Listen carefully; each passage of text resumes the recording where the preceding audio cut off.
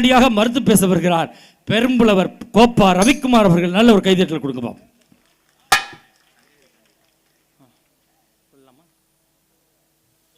உண்மையிலே நீங்கள் எல்லாம் ஒரு எதிர்பார்ப்போடு இருந்தீர்கள். மேடையில்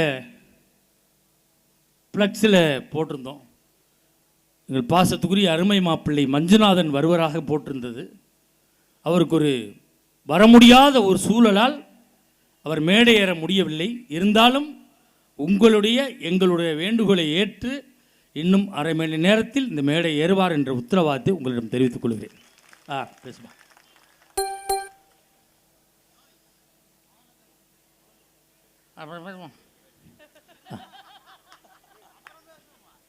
இப்போ நான் பேசிக்கிட்டு இருக்கலையா?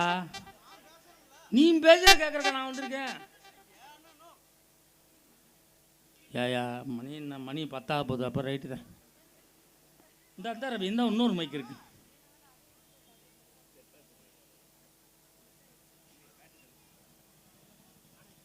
ஆனாச்சா?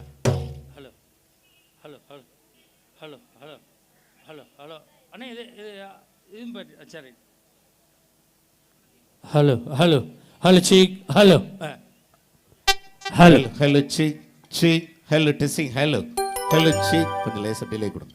Hello check hello testing hello கொஞ்சம் கெயின் கொடுங்க. தாங்கட தத்த தலாங்க தத்த தரிகட தரிகட தாங்கட தத்த தரிகட தத்த தலாங்க தத்த தரிகட தரிகட தாங்கட தத்த தரிகட தத்த தரிகட தாங்கட தத்த தரிகட தத்த தரிகட தா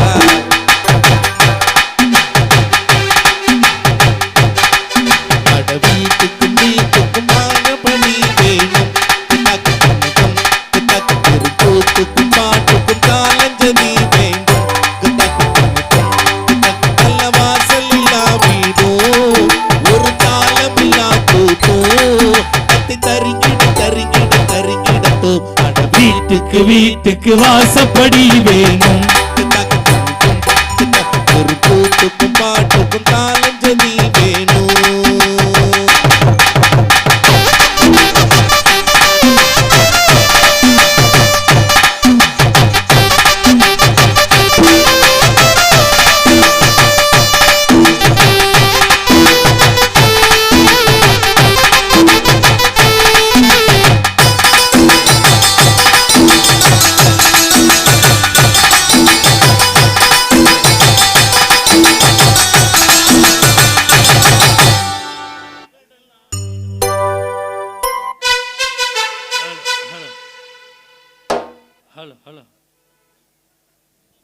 hello hello hello hello hello hello hello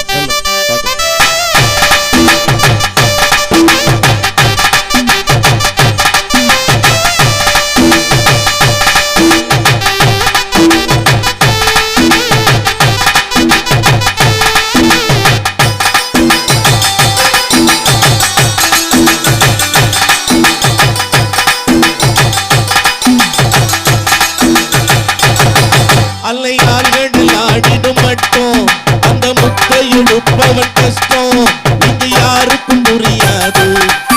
உள் மனசில் 1000 பாரம் அது பாட்டினில் ஓடிடும் தூரம் இது பலருக்கும் புரியாது.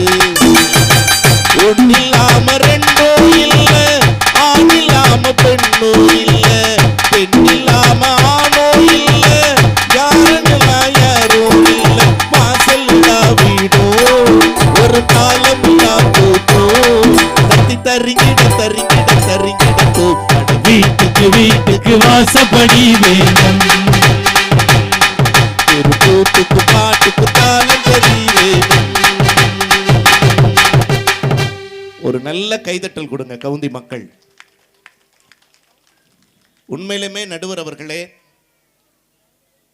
கவுந்தப்பாடியில நம்முடைய அருள்மிகு ராஜராஜேஸ்வரி புதுமாரியம்மன் திருக்கோவிலினுடைய பண்டிகை அப்படின்னாவே அதில் எந்த நிகழ்ச்சி சிறப்புன்னா மேடையேற்றி எல்லோரையும் மகிழ்விக்கிற பட்டிமன்ற நிகழ்ச்சி தான் சிறப்புங்கிற மாதிரி ஒரு ஊரே ஒண்ணு கூடி இருக்காங்க பாருங்க.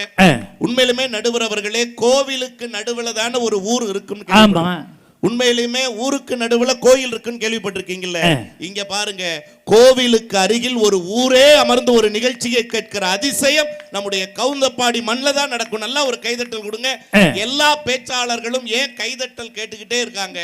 ஒரு மனிதன் பிறக்கின்ற போது அவனுக்கு கிடைப்பது தாயினுடைய நாக்கிலிருந்து பிறக்கிற தாலாட்டு. அதே மனிதன் இந்த மண்ணை விட்டு நீங்குகிற போது அவனுக்கு கிடைப்பது உற்றார் உறவினர்களின் கண்களில் இருந்து வழிகிற நீராட்டு. எங்களை போன்ற மேடை கலைஞர்களை வாழ வைப்பது உங்கள் கைதட்டல் என்கிற பாராட்டு. என்ன அழகா உட்கார்ந்துருக்காங்கண்ணே. ஆனா இங்க பாருங்க, எத்தனை தாய்மார்கள் உட்கார்ந்து அழகா சிரிக்கிறாங்க, ரசிக்கிறாங்க. ஐயா, நான் இப்ப கேட்கிற கைதட்டு எங்களுக்காக கிடையாது. இத்தனை பேருடைய சிரிப்புக்கு ஒரு டீம் காரணம். யாரு தெரியுங்களா? அற்புதமான நம்முடைய கவுந்தப்பாடி சுற்று வட்டார போட்டோகிராஃபர்கள் மற்றும் வீடியோகிராஃபர்கள் நலச்சங்கம். ஒரு கைதட்டல் கொடுங்க. உண்மையிலுமே இத்தனை பேருடைய மகிழ்ச்சிக்கு அவங்க காரணமா இருக்காங்க. எனக்கு என்ன மகிழ்ச்சி தெரியுமா நடுவர் அவர்கள், இங்க நிறைய தாய்மார்கள் இருக்காங்க. என் சகோதரி வந்து நல்லா பேசினாங்க. ஒன்னு சொல்றேன், வெளிநாட்டுல தாய்மார்கள் இருக்காங்கல்ல, நம்முடைய கவுந்தப்பாடி மாதிரியான மண்ணிலும் தாய்மார்கள் இருக்காங்கல்ல. வெளிநாட்டு தாய்மார்களை விட கவுந்தப்பாடி தாய்மார்கள் உயர்ந்தவங்க. ஒரு கைதட்டல் கொடுங்க. எப்படி சொல்றீங்க தெரியுமானே? வெளிநாட்டு தாய்மார்களும் ஓடிக்கொண்டிருக்கிறார்கள், நம்முடைய கவுந்தி மாநகர தாய்மார்களும் ஓடிக்கொண்டிருக்கிறார்கள். ரெண்டு பேருடைய ஓட்டத்துக்கு என்ன வித்தியாசம்? என்ன வித்தியாசம்? வெளிநாட்டு தாய்மார்கள் உடல் இளைப்பதற்காக ஓடிக்கொண்டிருக்கிறார்கள். நம் கவுந்தி நகர தாய்மார்கள் தான் தம் பிள்ளைகள் பிழைப்பதற்காக ஓடிக்கொண்டிருக்கிறார்கள்னா அந்த ஓட்டம் வேணும் நடுவர் அவர்களே. அதுதானே ஒரு நாட்டுக்கும் ஒரு நகரத்துக்கும் ஒரு ஊருக்கும் பெருமை. உண்மையிலுமே இந்த மண்ணுக்கும் மக்களுக்கும் கோடி வணக்கங்களை மீண்டும் ஒரு முறை உங்கள் அத்தனை பேரின் பாதங்களிலும் செய்து. ஆனா உங்க மேல எனக்கு ஒரு சின்ன வருத்தம். என்ன வருத்தம்? இன்னைக்கு முன்னுரையில டைம் ஏதாவது குறைச்சிருவாங்களோ அப்படிங்கிற ஒரு தன்மையில 17 நகைச்சுவை தான் சொன்னீங்க. ஆனா அதுவே போன வாரம் நம்ம டீம் பட்டுக்கோட்டை பக்கத்தில் ஒரு கைதட்டல் கொடுங்கய்யா, 60 நகைச்சுவை முன்னூறு 60 நகைச்சுவை முன்னுரையில சொன்னார் எங்க அண்ணன் தேவகோட்டை மகாராஜன் அவர்கள்.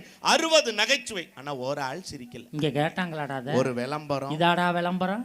61ஆவதா ஒரு நகைச்சுவை சொன்னாருங்க ஐயா. பெண்கள் கூட்டத்திலிருந்து ஒரு 4 பெண்கள் நாங்க பாருங்க, வயசான ஒரு தாய்க்கிழவி ஒண்ணு எந்திரிச்சு சிரிச்ச 4 பெண்களை ஒரு பார்வை, எங்க அண்ணனை ஒரு பார்வை பார்த்துட்டு கிழவி ஒரே வார்த்தை தான் சொல்லுச்சு.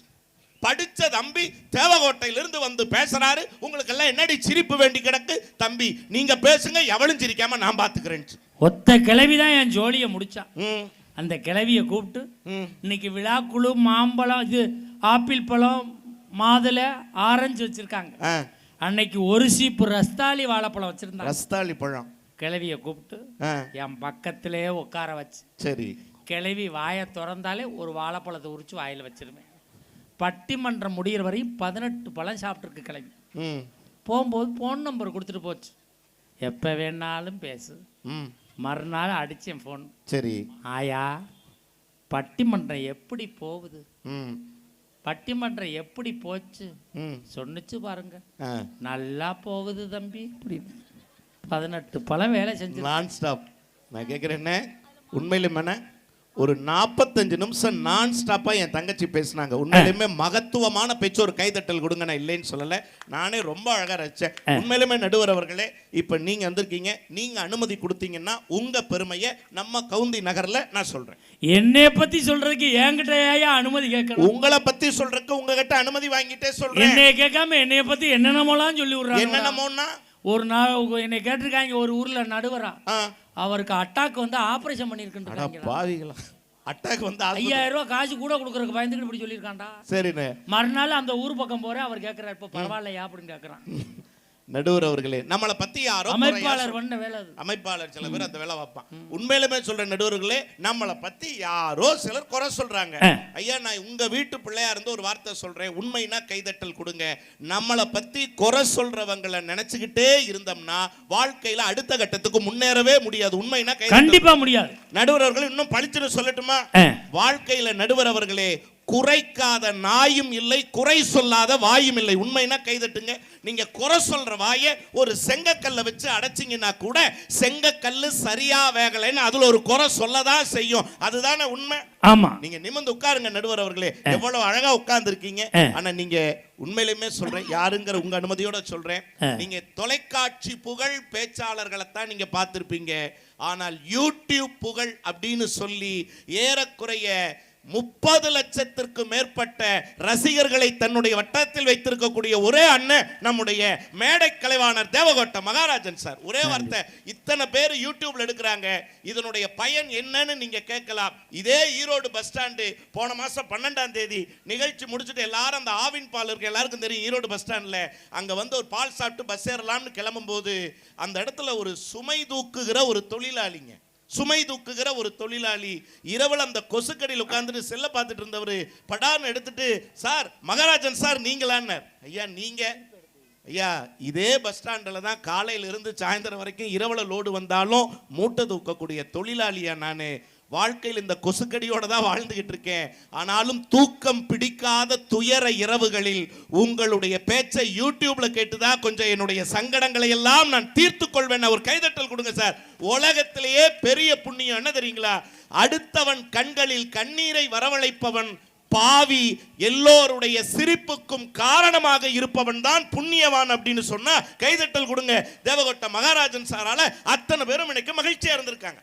நான் யூடியூப்ல பேசி பேசி பல லட்சம் ரசிகர் இருக்காங்க. ஆமாண்ணே, ஒரு கைதட்டல் கொடுங்க. அண்ணனுடைய யூடியூப் பார்க்கக்கூடிய ரசிகர்கள்லாம் ஒரு கைதட்டல் கொடுங்க. என் யூடியூப்பை நிறைய பேர் பார்க்குறாங்க. அவங்க பார்க்கணும்னு நைட்டு பூரா கண்ணு முழிச்சு பேசி என் யூரின் டீப்பு பிரச்சனை ஆகி நான் உட்காந்துருக்கேன். என் பிரச்சனை எனக்கு தான் தெரியும். இல்ல உண்மை, அண்ணன் சொல்றது உண்மைங்க. இந்த மாதிரி இரவெல்லாம் கண் விழித்து பேசுகிற கலைஞர்களுக்கு உண்மையாகவே உடல் உபாதைகள் ஏற்பட்டு, இந்த கூட்டத்தில் கூட நிறைய மருத்துவர்கள் இருக்கலாம், மருத்துவம் தெரிஞ்சவங்க இருக்கலாம். உண்மை, தூக்கம் இழிச்சா ஆயுள் குறையும். ஆனால் ஒருபோதும் இந்த மேடையில் இருக்கிற நமக்கு ஆயுள் குறையாதுன்னு அந்த ராஜராஜேஸ்வரி புதுமாரியம்மன் மேல சத்தியமா சொல்றேன், நமக்கு ஆயுள் குறையாது. கவுந்தப்பாடி மண்ணில் நின்று சொல்றேன், பேச்சாளர்கள் கலைஞர்கள் அத்தனை பேருக்கும் இந்த மண்ணில் ஆயுள் கூடும். ஏன் தெரியுமாண்ணே? நமக்காக ஆதரித்து கைதட்டுகிற இவர்களின் கைதட்டல் ஒளி இருக்கிற வரை நம் ஆயுளுக்கு எந்த விதமான பங்கமும் வராது. நடுவர் அவர்கள் ஆயுள் கூடுமா? ஆமா நடுவர் அவர்கள், உண்மையிலே ஆயுள் கூடும். ஆயுள் கூடும்.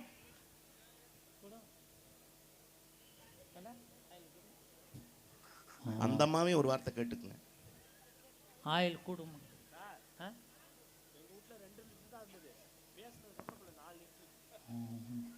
ஆயுள் கூடும். நல்ல ஆயுள் கூடி இருக்கு. நம்ம வண்டி ஒன்று ஆயில் இல்லாமல் நிற்கிது, கூடுமா? நடுவர் அவர்களே, ரசிகர்கள் நினைத்தால்தான் எல்லா வண்டியும் ஓடும். கைதட்டல் கொடுங்க. அது உண்மைதான். ரசிகர்கள் நினைத்தால் தான் எந்த வண்டியும் ஓடும். நல்ல மட்டும் ரசிக்காம போயிட்டேன்னா என் நிலைமை என்ன ஆகும்? 4 கேமராவோட உட்காந்துருப்பேன். பசில ஓரம் பார்ப்பான், நடுத்தருக்கு வந்துட்டேன் மகாராஜா. ஓடவும் முடியாது, ஒளியவும் முடியாதுங்கிற மாதிரி. அண்ணே, சொந்தங்களால மகிழ்ச்சி, சொத்துக்களால மகிழ்ச்சி கிடையாது. காசு பணம் வேண்டாம், உறவுகள் தான் வேணும்னு அவ்வளவு அழகா ஆணித்தரமா பேசிட்டு போனாங்க. எனக்கு என்ன நடுவர் அவர்கள் ஒரே ஒரு சந்தானம் தெரியுமா? இப்ப நீங்க காசு இல்லாம அவங்க வந்துருவாங்களா கேட்டீங்க. ஒரு கேள்வி நான் கேட்கிறேன் நடுவர்களே, அது எங்களை பார்த்து என்ன கேட்டாங்க? பணப்பேய், பணப்பிசாசு இவங்கெல்லாம் அப்படின்னு எங்களை சொன்னாங்கல்ல. சத்தியம், இந்த மேடையில மனசாட்சியோட ஒத்துக்கிறேன் சார். அத்தனை ஆண்களும் பண பேய்கள் தான், பண பிசாசுகள் தான். எதுக்காக தெரியுங்களா? தான் சுகமா வாழணுங்கிறதுக்காக இல்லைங்க, தன்னுடைய தலைமுறை சுகமா வாழணுங்கிறதுக்காகத்தான் அத்தனை பேரும் பண பேய்களை ஓடுற. கழிதட்டுங்க சார். கண்டிப்பா சார், உண்மை இல்லை என்ன? அப்புறம் என்ன பணப்பேய் பணப்பேய்? நடுவர் அவர்களே, வாழ்க்கையினுடைய கஷ்டத்தை யார்கிட்ட கேட்கணும் தெரியுங்களா? உறவுகள் இல்லாதவன் இல்லைங்க. அதை விட கொடுமை என்ன தெரியுங்களா? கையில 10 பைசா இல்லாத போது வாழ்க்கை கற்றுத்தருகிற பாடத்தை எந்த உறவும் கற்றுத்தர முடியாது என்பதுதான் நடுவர் அவர்களின் சத்தியமான உண்மை. நீங்க யோசிச்சு பாருங்க. அதாவது இருக்கா அண்ணே, இங்கதானே பாக்கெட் இருக்கு. ஆமா, இந்த பாக்கெட் நல்லா தெரிஞ்சுங்க. இந்த பாக்கெட் பணத்தோட கனமா இருந்ததுன்னு வைங்களேன், இந்த பாக்கெட்டுக்கு பின்னால் இருக்கிற இதயம் லேசா இருக்கும். கரெக்ட். ஆனா அதே பாக்கெட் பணம் இல்லாம லேசா இருந்ததுன்னு வைங்களேன், பின்னால் இருக்கிற இதயமே கனத்து போய் இருக்கும் என்பதுதாங்க சத்தியமான உண்மை. உண்மையா, உண்மையிலே சொல்றேன். உழைக்கணும். அப்துல் கலாம் சொன்னார் உழையுங்கள். அதே அப்துல் கலாம் சொன்னார் கனவு காணுங்கள் அப்படின்னா. ஒருத்தன் என்ன பண்ணா, கோயில் மாரியம்மன் கோயிலில் போய் ம் தினம் வேண்டுனா, ம் மாரியம்மா எனக்கு ஏசி ரூம்ல வேலை வேணும், சரி பெட்டி நிறைய பணம் வேணும், சரி ஏசி ரூம்ல வேலை வேணும், ம் பெட்டி நிறைய பணம் வேணும். ம் ஒரு நாள் மாரியம்மா நேரே வந்துருச்சு. சரி ஏய் என்ன வேணும்? ஏசி ரூம்ல வேலை வேணும், ம் பெட்டி நிறைய பணம் வேணும்னா. அப்படியே ஆகட்டும்னுச்சு. ஏடிஎம்ல செக்யூரிட்டி வேலை கிடைச்சு. ஏசி ரூம்ல வேலை, பெட்டி நிறைய பணம் இருக்கும், வர்றேன் போறவங்களாம் எடுத்துட்டு போ, இவன் டீக்கு வெளியிலாம தான் உட்காந்துருக்கணும். நடுவர்களே, உழைச்சா தான் பணம் சம்பாதிக்க முடியும். நான் என்ன சொல்றேனே, வாழ்க்கையில எல்லாம் பணம் பணம்னா நாங்க ஏதோ பெரிய குபேரன் ஆகணும்னு இல்லைங்க. அடுத்த வேலை வாழ்க்கை கொஞ்சம் மகிழ்ச்சியா இருக்கணும்னா நம்ம கையில காசு இருந்தா கொஞ்சம் மகிழ்ச்சி வரும். அதுதான் சத்தியமான உண்மை. நடுவர் அவர்களே, பிரசவ வலி சொன்னாங்கல்ல, அந்த பிரசவ வலியை விட கொடுமையானது என்ன தெரியுமா? வயிற்று வலி. இல்லண்ணே, இல்லம்மா, இல்லம்மா, உண்மையிலுமே சொல்றேங்க, பிரசவ வலியை விட கொடுமையான ஒரு வலி இந்த மண்ணில் இருக்குன்னு. என்ன வலி? என்ன தெரியுமா? நம்முடைய அற்புதமான இந்த தமிழ் மண்ணில் அழகான அந்த தமிழ் சித்தன் சொல்லிட்டு போனா, பிரசவ வலியோட கொடுமையான வலி இருக்கா? கண்ணு வலி வந்தா இங்க வலிக்கும், பல்லு வலி வந்தா இங்க வலிக்கும், காது வலி வந்தா இங்க வலிக்கும். ஆனால் ஒரு பெண்ணுக்கு பிரசவ வலின்னு ஒண்ணு வந்தா அவள் அணுக்கள் தோறும் வலிக்கும்னு எழுதி வச்சவங்க நம்முடைய தமிழ் சித்தன். நான் இல்லைன்னு சொல்லல.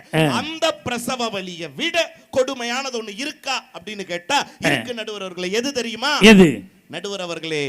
நாம நீங்க லட்சத்துல சம்பாதிக்கலாம், ஆயிரங்கள்ல சம்பாதிக்கலாம். ஐயா எல்லாருக்கும் சொல்றேன், நீங்கள் லட்சத்துல சம்பாதிக்கலாம், ஆயிரத்துல சம்பாதிக்கலாம். ஆனால் நீங்க ஆயிரத்துல சம்பாதிச்சாலும் லட்சத்துல சம்பாதிச்சாலும் மனைவிக்கு தெரியாம பெத்த தாயிட்டையோ பெத்த தகப்பன்ட்டையோ ஒரு 100 ரூபாய் தாளை சுருட்டி கொடுக்கும் போது ஒவ்வொரு ஆம்பளையனோட மனசுல ஒரு வலி வலிக்கும் பாருங்க. அது 1000 பிரசவ வலியை விட கொடுமையானதுன்னு சொன்னா உண்மை தம்பி. அதை விட இன்னொரு வலி இருக்கு நடுவர். என்ன தெரியுங்களா? இதோ பண்டிகை, மாரியம்மன் பண்டிகை, தீபாவளி பண்டிகை, பொங்கல் பண்டிகை வருதுன்னு வச்சுங்களேன். துணி எடுக்கிறக்காக அப்பா தெருவில் கடைக்கு குழந்தைகளை கூட்டிட்டு போவாருன்னு, அப்பா எனக்கு அந்த ட்ரெஸ் வேணும்னு சொல்லும் குழந்தை. சும்மா இரு, குழந்தை ஆசைப்பட்டுட்டான் அப்படின்னு வாங்கி கொடுக்க போவாருங்க அப்பா. ஆனா உண்மையா சொல்ற நடுவர் அவர்களே, இப்ப யோசிச்சு பாருங்க, தன்னுடைய குழந்தை ஆசைப்பட்ட ஒரு பொருளை வாங்கி தருவதற்கு கையில் பணம் இல்லாத போது ஒவ்வொரு தகப்பனுடைய மனசிலும் ஒரு வலி வலிக்கும் பாருங்கள். அது 1000 பிரசவ வலியை விட கொடுமையானது நடுவர் அவர்களே. உண்மை இல்லைன்னு சொல்லிட முடியுமா? நான் கேட்கிறேனே, கல்யாண வீட்டுல உங்க ஊர்ல எப்படி நான் மொய் வைப்பீங்க? எங்க ஊர்ல எல்லாம் கல்யாண வீட்டுல மொய் வைக்கிறது, மொய் கவர்ல வைப்போம். எங்க பக்கம் புது ஸ்டைல் வந்துருச்சு பெருந்துறையில எல்லாம். என்ன? மொய் வச்சவன் கையில எல்லாம் மை வச்சு அனுப்புறோம். ஏன்? அவனுக்கு தான் பந்தியில சோறு மை இருக்கான்னு பார்த்துட்டு தான் சோறு போடுறான். தெரியுமா உங்களுக்கு? எங்க ஊர்ல அதை விட டெவலப் ஆகி. வேற என்ன டெவலப்? எங்க ஊர்ல கம்ப்யூட்டர்ல மொய் எழுதுறான். எப்படி? மொய் எழுதி முடிச்சவனா உங்களுக்கு செல்போனுக்கு ஓடிபி வரும். சரி, அதை காட்டினா தான் பந்தியில உட்கார போடுவான். அத ஒருத்தன் என்ன ஐடியா பண்ணிட்டான் தெரியுமா? இந்த மெசேஜை ஃபார்வர்ட் பண்ண விட்டு அவன் சாப்பிட்டு போயிருக்கான். அப்படி வாழ்ந்துகிட்டு இருக்கான். நடுவர் அவர்களே, நீங்க கல்யாணம் சொன்னதுனால எனக்கு ஞாபகம் வருது. ஒரு திருமணம் நடத்துறதுக்கு எவ்வளவு செலவாகும் இன்றைய நாள்ல? ஒரு 10 லட்சம் ரூபாய் ஆகும். 10 லட்சம் ரூபாய். ஐயா 10 லட்சம் ரூபாய் இருந்தா ஒரு கல்யாணம் நடத்தல தானே? என்ன சேர்லாம் எடுக்க ஆரம்பிச்சிட்டாங்க அண்ணா. அப்படியே வச்ச முருகா என்னப்பா? சரி சரி சரி, அதானே பார்த்தேன். நீங்க எது முடிச்சு விட போறீங்க? நடுவர் அவர்களே, எங்க வீட்டுக்கு பக்கத்தால ஒரு பெரியவரை பார்த்தேன். அப்படியே ஒரு மாதிரி சோகமா வந்தாரு. என்னங்க ஐயா அப்படின்னு. பொண்ணுக்கு கல்யாணம் ஆயிடுச்சுன்னார். எங்கிட்ட சொல்லவே இல்லை அப்படின்னு அவரு சொன்னார். அவ எங்கிட்டயே சொல்லலப்பா அப்படின்னார்.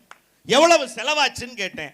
16,500 ரூபாய் ஆச்சுன்னு. நீங்க சொன்ன மாதிரி 10 லட்சம் ரூபாய் ஆகும் பார்த்தா 16,500ல எப்படிங்க? என்ன ஒரே ஒரு செல்போன் வாங்கி கொடுத்த தம்பி அவளே முடிச்சுக்கிட்டான்னார். நீங்க நிறைய கைதட்டுறீங்க, என்னமோ உறவு உறவுன்னு பேசுனீங்களே, சொந்தம் சொந்தம்ங்கிறீங்களே.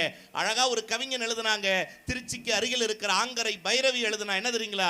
செல்லும் கொடுத்து செல்லமும் கொடுத்து வளர்த்த மகள் இப்பொழுது தொடர்பு எல்லைக்கு அப்பால் இருக்கிறாள்னு எழுதுனா பாருங்க. என்ன சார் பெரிய உறவு? நான் கேட்கிறேன், யோசிச்சு பாருங்க. அதனால தாங்க கண்ணதாசனை பத்தி பாடுகிற போது பேசுகிற போது எல்லாரும் விரும்புனீங்களே. நடந்த சம்பவம் என்ன தெரியுங்களா?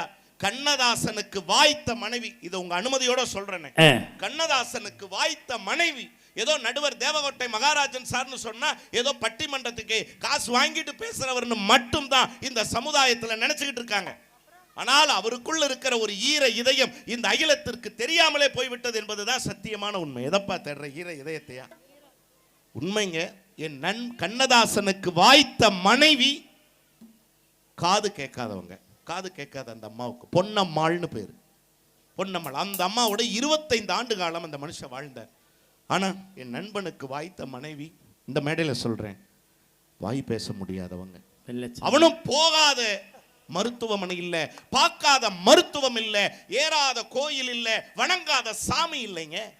ஆனா எல்லாரும் கைவிட்டப்போ ஒரு நாள் ரொம்ப துக்கத்தில் இருந்தான். என்னடான்னு கேட்டாரு. அண்ணன் அந்த நிகழ்ச்சிக்கு வந்திருந்தார். ஏன்டா ஒரு மாதிரி இருக்க அண்ணன்? என்னடா என்கிட்ட சொல்ல வேண்டாமா? அண்ணன் நான் எதுக்குடா இருக்கேன்னு கேட்டார். சொன்ன உடனே போன் அடிச்சாருங்க. சென்னையில் ஒரு புகழ்பெற்ற மருத்துவருக்கு. அவரு சீக்கிரம் வர சொல்லுங்க, நான் பாத்துக்கிறேன்.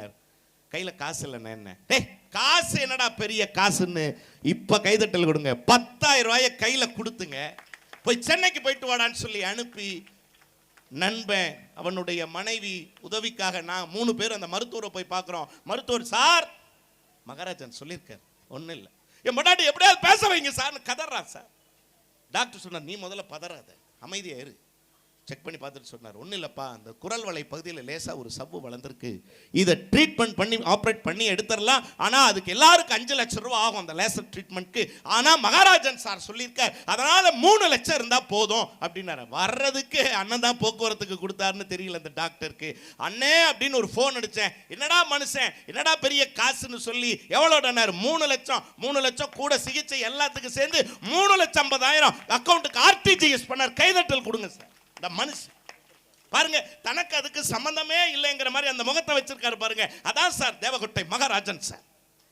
யோசிச்சு பாருங்க, 3,50,000 ஆபரேஷன் நடந்துகிட்டு இருக்கு. கதவை தட்டான். என் பொண்டாட்டிக்கு தாண்டா ஆபரேஷன் இருக்கு, ஏன்டா பறக்கிற? ஆபரேஷன் முடிஞ்சு டாக்டர் வெளியில, டாக்டர் என் பொண்டாட்டி பேசுவாளா?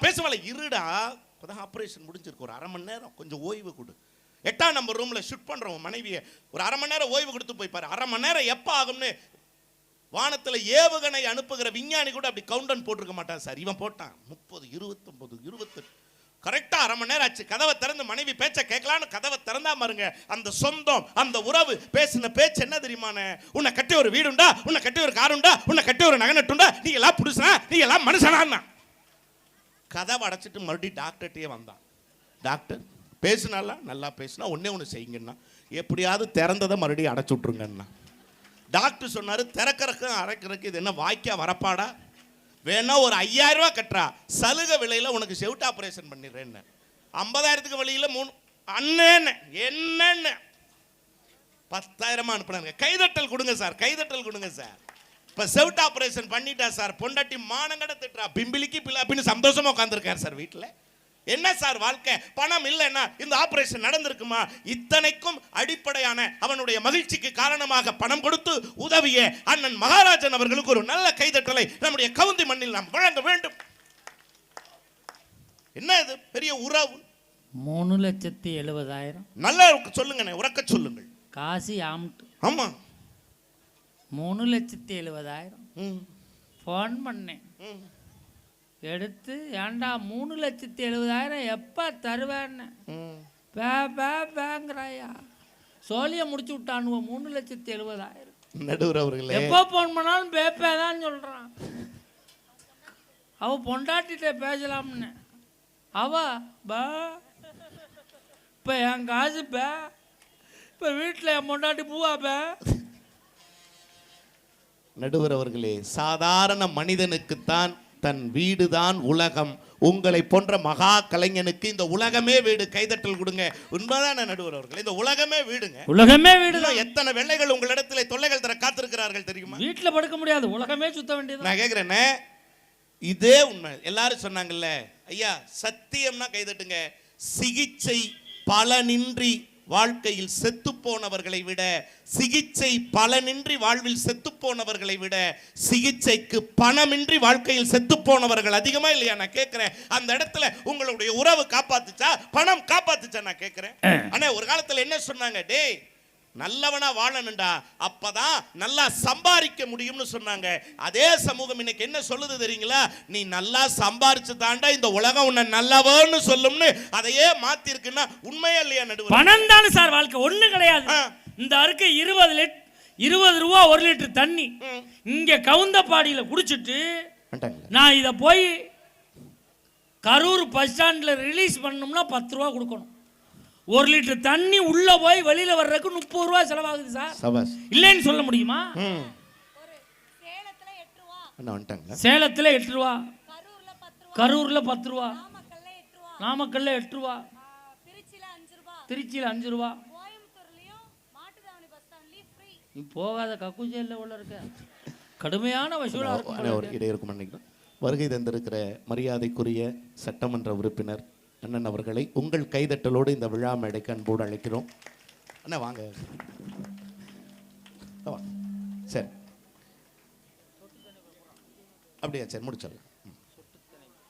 சரிண்ணா. சரி, நடுவர் அவர்களே, இந்த உலகத்தில் நல்லா படிடா நல்லா சம்பாதிக்கலாம்ங்கிற காலம் போய் நல்லா சம்பாதிங்க அப்போதான் நல்லா படிக்க வைக்கவே முடியுங்கிற காலமாக இன்றைக்கு மாறிடுச்சுன்னா நிறைவாக ஒரு 2 செய்தி சொல்லி நான் நிறைவு பண்ணுறேன். என்ன தெரியுங்களா, இந்த வாழ்க்கையில் உறவுகளுக்கு நாங்கள் ஒன்றும் எதிரி இல்லைன்னு, உறவுகளுக்கு நாங்கள் ஒன்றும் எதிரி இல்லை. ஆனால் காசு இல்லாதவனை இந்த உலகம் ஒருபோதும் மதிக்காது என்பதுதான் சத்தியமான உண்மை. நடுவர் அவர்களே, ஒரு முதியோர் இல்லைங்க, நடந்த உண்மை. நம்ம ஈரோட்டுக்கு பக்கத்தில் இருக்கிற ஒரு முதியோர் இல்லம், நடந்த உண்மை. அங்க இருக்கக்கூடிய தாயை பார்ப்பதற்காக மக வரான், பெத்த பிள்ளை வரான். இதோ நீங்கள் அவளோடு எதிர்பார்த்து கொண்டிருக்கக்கூடிய விஜய் டிவி கலக்க போவது யார் புகழ் மஞ்சுநாதன் அவர்கள் பல சிரமத்துக்கிடையிலே மேடை ஏறி இருக்கிறார்கள். அவர்களை அன்போடு வருக வருகை என வரவேற்பதிலே மற்றற்ற மகிழ்ச்சி அடைகிறோம். முதியோர் இல்லத்தில் இருந்தானே, பொறுமை சாமி, பொறுமை. தீபாவளி நெருங்குது, பையன் வந்தான் அம்மாவை பார்க்கறதுக்காக. இல்ல நல்லா இருக்கியா அப்படின்னு கூட கேட்கல, இந்தா அப்படின்னு ஒரு புடவையை கொடுத்தான். இருக்கிறதுலேயே விலை குறைவான புடவைய. அந்த அம்மா சொன்னா நல்லா இருக்கியா கண்ணுன்னு கேட்டா. இவன் அதையெல்லாம் பெருசு படுத்தலைங்க. உறவுன்னு பேசுனீங்களே, ஒன்னு ஏதாவது வேற என்ன அப்படின்னா, அந்த அம்மா சொன்னானே, இந்த பாத்ரூம்ல குழாயிலிருந்து தண்ணி சொட்டு சொட்டா விழுந்துட்டு இருக்கியா, டைல்ஸ் தர காலை வச்சா வழிக்கிடுவோமோன்னு பயமா இருக்கு பாசத்துலன்னா. அடுத்தது சொன்னா, இந்த மேல தூசியா இருக்கியா, நம்ம வீட்டுல அமாவாசை பௌர்ணமி சஷ்டினா எல்லாம் எடுத்து சுத்தம் பண்ணுவேன், ஆனா இங்க எதுவுமே பண்ணாம இருக்காங்க ஐயான்னா. இந்த ஃபேன் ஓடும் போது கரெக்டுன்னு ஒரே சத்தமா இருக்குயா, தூக்கமே வரலன்னா. இப்ப பையன் சொன்ன வார்த்தை என்ன தெரியுமானே, வீட்டுலதான் நொய்யுங்கிறேன்னு கொண்டு வந்து இங்க விட்டேன், இங்கேயும் வந்து நொய்யுங்கிறியா, இதையெல்லாம் சகிச்சுக்கிட்டு உன்னால வாழ முடியாதான்னு பையன் கேட்டதுக்கு அந்த வயதான தாய் சொன்ன வார்த்தை என்ன தெரியுமா, இதையெல்லாம் நான் சகிச்சுக்கிட்டு வாழ்ந்துடுவேன் சாமி, ஆனா இன்னும் கொஞ்சம் வருஷம் கழிச்சு உன் பையன் கொண்டு வந்து உன்னை இதே ரூம்ல வைக்கும் போது உன்னால இதையெல்லாம் சகிச்சுக்க முடியாதுடா தங்கம்னு சொல்றானா. நடுவர் அவர்களே, அடுத்தவர்களுக்கு இன்றைக்கு நாம் எதை செய்கிறோமோ அதுதான் நாளை நமக்கு விடியும் என்பதுதான் சத்தியமான உண்மை. அதைத்தான் நம் தர்மம் சொல்லுகிறது என்று சொல்லி, நடுவர் அவர்களே, அதைத்தான் கவியரசர் கண்ணதாசன் ஒரு பாடலில் சொன்னான். அந்த பாடலோடு நான் நிறைவு செய்கிறேன். என்ன தெரியுங்களா, படித்திருந்தும் தந்தை தாயை மதிக்க மறந்தான், ஒருவன் படுக்கையிலே முள்ளை வச்சு பார்த்து மகிழ்ந்தான். படித்திருந்தும் தந்தை தாயை மதிக்க மறந்தான், ஒருவன் படுக்கையிலே முள்ளை வச்சு பார்த்து மகிழ்ந்தான். பிடித்த முயல் அத்தனைக்கும் 3 கால் என்றான், பிடித்த முயல் அத்தனைக்கும் 3 கால் என்றான். பெண்டாட்டியின் கால்களுக்கு காவல் இருந்தான், காவல் இருந்தான். ஒரே ஒரு ஊரிலே ஒரே ஒரு ராஜா, ஒரே ஒரு ராஜாவுக்கு ஒரே ஒரு ராணி, ஒரே ஒரு ராணி பெற்றாள் 9 பிள்ளை, ஒரே ஒரு ராணி பெற்றாள் 9 பிள்ளை. அந்த 9லே ஒன்று கூட உருப்படி இல்லை, உருப்படி இல்லை. ஒரே ஒரு ஊரிலே ஒரே ஒரு ராஜா. நடுவர் அவர்களே, இந்த உலகத்தில் கண்ணீர் சிந்தாமல் நாம் கரை சேர்க்க வேண்டும் என்று சொன்னால் நம் கையில் காசு வேண்டும் என்கிற நல்ல தீர்ப்பை மக்களுக்கு தருவீர்கள் என்கிற நம்பிக்கையோடு ஆண்டுதோறும் இந்த எளியவனை நம்பி பெரும் பொறுப்பினை வழங்கக்கூடிய கவுந்தப்பாடி சுற்று வட்டார போட்டோகிராஃபர்களை சேர்ந்த அத்தனை நல்ல உள்ளங்களின் பாதங்களுக்கும் என் நன்றிகளை சொல்லி, மீண்டும் மீண்டும் இப்படிப்பட்ட ரசிகர்கள் இருந்தால் எந்த கலைக்கும் மரணம் இல்லை, எந்த கலைஞனுக்கும் மரணம் இல்லை. வாழ்க கவுந்தி மக்களின் ரசிப்புத்தன்மை என்று சொல்லி அத்தனை பேருக்கும் அன்பின் வணக்கங்களை காணிக்கையாக்கி இடம் சார்கிறேன். நன்றி, வணக்கம்.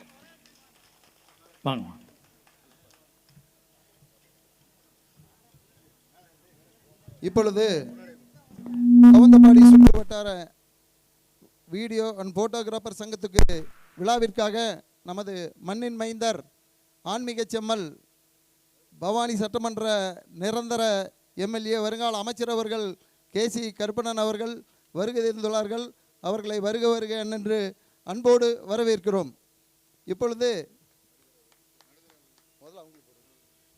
இப்பொழுது மாணிக்கம் அவர்கள் நமது எம்எல்ஏ அவர்களுக்கு சால்வை அணிவித்து கௌரவிக்கிறார்கள்.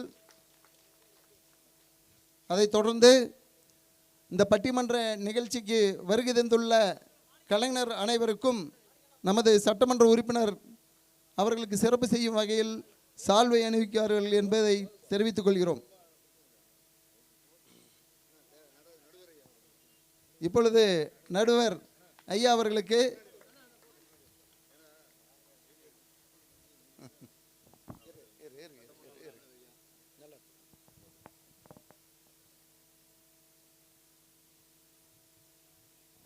அடுத்ததாக மஞ்சுநாத் கரெக்டாக நம்ம எம்எல்ஏ வர்ற உடனே மஞ்சுநாத் ஐயாவுமே தாமதமாக வந்திருக்காங்க. அவர்களுக்கு சிறப்பு செய்கிறார்கள்.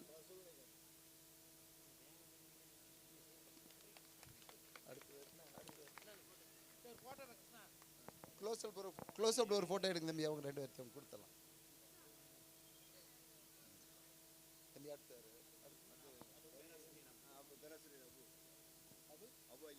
பேராசிரியர் அபு ஐயா அவர்களுக்கு சால்வை அணிவித்து சிறப்பு செய்கிறார்கள். வாழ்த்துக்கள்.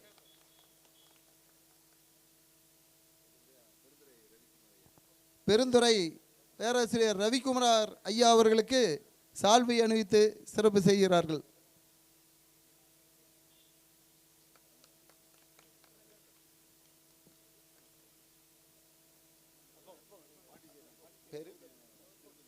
பாண்டிச்சேரி திருமதி கௌதமி அவர்களுக்கு நமது சட்டமன்ற உறுப்பினர் அவர்கள் சால்வை அணிவித்து கௌரவிக்கிறார்கள்.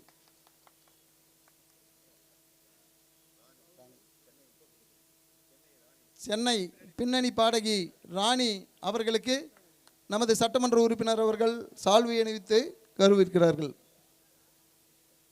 நன்றி. இப்பொழுது நமது சட்டமன்ற உறுப்பினர் அவர்கள் வாழ்த்துரை வழங்க வேண்டுமாய் பணிவுடன் கேட்டுக்கொள்கிறோம்.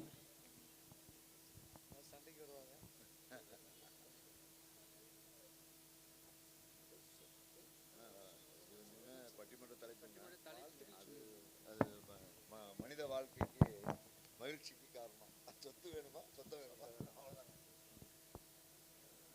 எல்லாம் வல்ல இறைவன் மகா மாரியம்மனுடைய அருளால் வருடம் மிக சிறப்பாக நடத்தி கொண்டிருக்கின்ற 12வது ஆண்டாக பெருமையுடன் வழங்கும்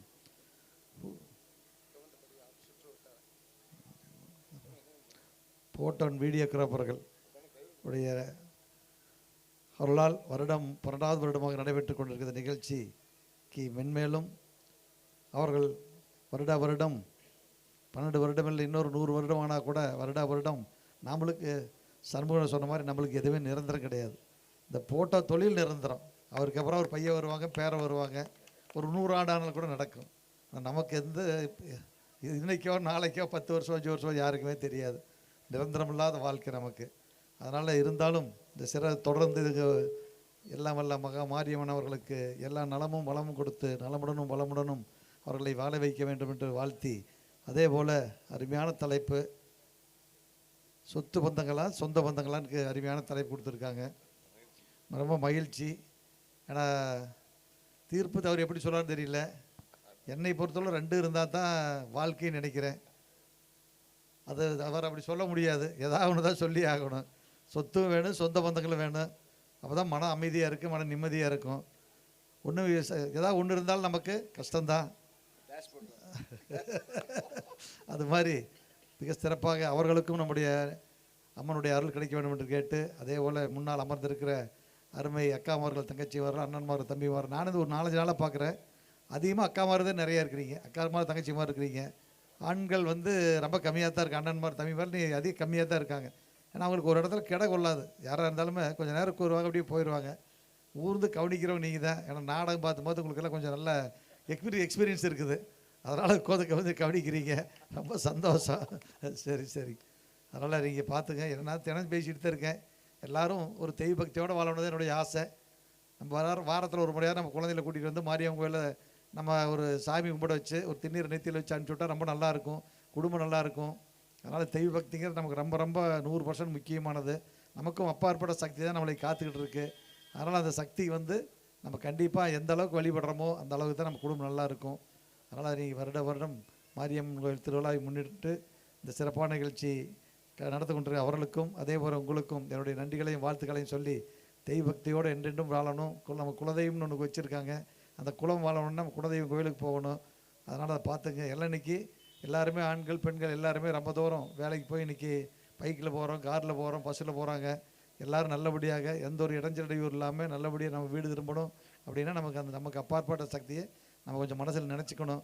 அதனால் அந்த மாதிரி நமக்கு மட்டும் இல்லை, நமக்கு அடுத்த வர தலைமுறை இருக்குதுல்ல, நம்ம குழந்தைகளுக்கும் அந்த தெய்வ பக்தி ஊட்டி வளர்க்கணும். அது மாதிரி நல்லபடியாக குடும்பம் எல்லா எல்லா நலமும் வளமும் பெற்று நலமுடன் வாழ வேண்டும் என்று வாழ்த்தி விடைபெறுகிறேன். நன்றி, வணக்கம். ஏன்னா இடையில 10:30 மணிக்கு நான் தொந்தரவு பண்ணதுக்கு எல்லோரும் மன்னிச்சுக்கணும்.